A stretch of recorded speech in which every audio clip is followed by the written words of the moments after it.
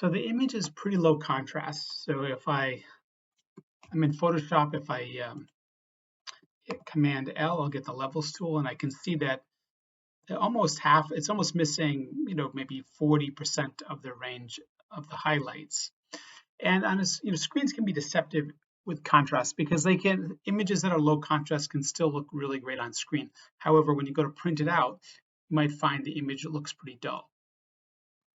So you could bring the contrast all the way up to here, which might be a bit too much because you can see that there's a lot of areas blowing out.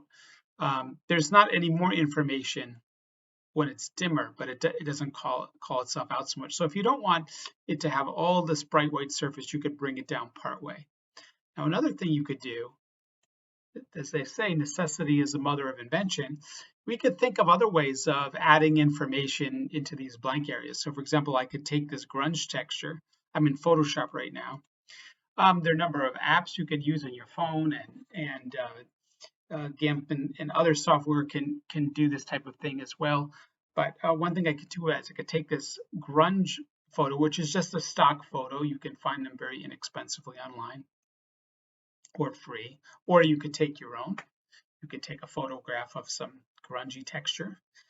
And now I can apply a blend mode to it. So the thing to do is just to experiment and try lots of things and see which one you like the best.